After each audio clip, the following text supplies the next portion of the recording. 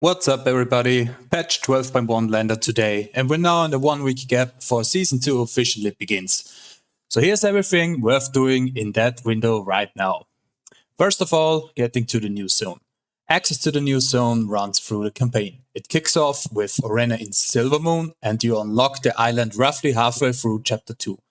Once you've got it unlocked, you're free to stop. You don't need to push further. If you want to keep going anyway, progress is kept at chapter 4 of 6 for this week. Good news for alt-havers, the whole campaign is warbound, so that means none of your alts need to touch it. Log in into any character and the island is already open, no catch-up quests or skips are required. And you want the faster route to the island? There's a portal for it sitting in the housing area as long as your most recent endeavor has been selected. From next week onward, that portal moves to the prep room in the Silvermoon instead. So underneath the island is the new worlds of Atal'utek, a new underground subzone which has its own set of quests. A handful of those quests hand out 297 veteran gear, and you can also pick up to 3 Venom Cursed shards, which can combine into a single 292 champion tier piece. Skip the Corrosive Codex and Delta Corrosion for now, they're strictly open world content and they are not worth prioritizing for any gear. There's a weekly quest on the island that acts as the main storyline for the zone, and it rewards a delve map. The map is worth holding onto conceptually, but not literally, saving more on that below. Delves are back to square one, delve tiers have been reset, so you're leveling back up to tier 11 from scratch. Getting tier 11 unlock matters only for next week specifically, but since delve bosses and the keystones are both expecting to award more crests above the normal cap. That map from the underground weekly quest needs to be run in a tier 8 delve or higher. It doesn't need to be bountiful to pay you out. It awards a 3 or 5 item level hero track piece, and every character is eligible for one. One question mark delve boss is live right now. The 2 question mark boss don't unlock until next week. The single question mark boss is supposed to drop 30 hero track crests, but the route isn't working correctly at the moment. My advice, hold off killing it for now, just in case the bug ends up blocking your character out of one of these crests entirely. The new dungeon pool. Part of the season 2 rotation, and it drops 292 champion gear this week only. It's on a weekly lockout because so many season 1 slots are already filled with strong items, meaning geared characters won't see many upgrades from it right now. You can spend champion crests to upgrade gear you already have though.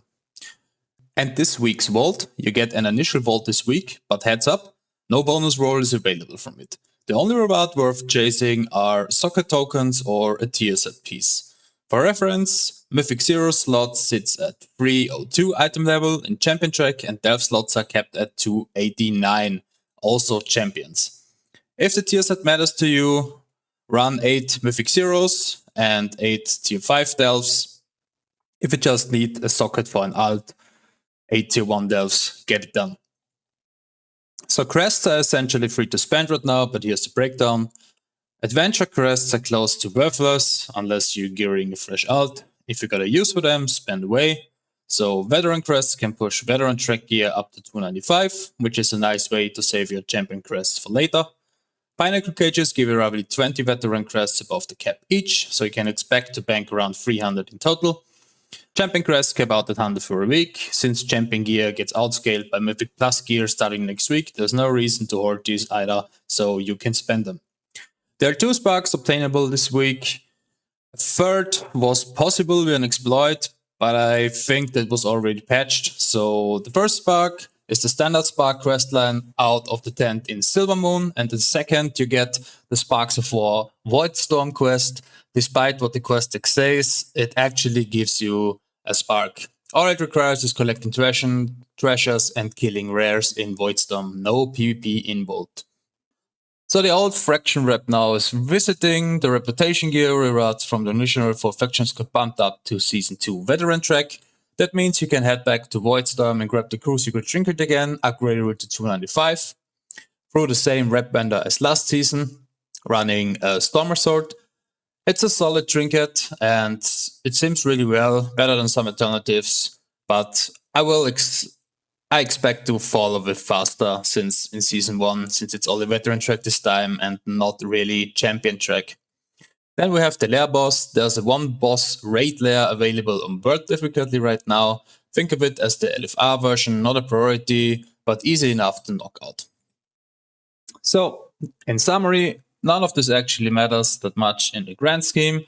Anything you do now nets you an item level or two, and that Mythic Plus gear next week will be placed almost immediately.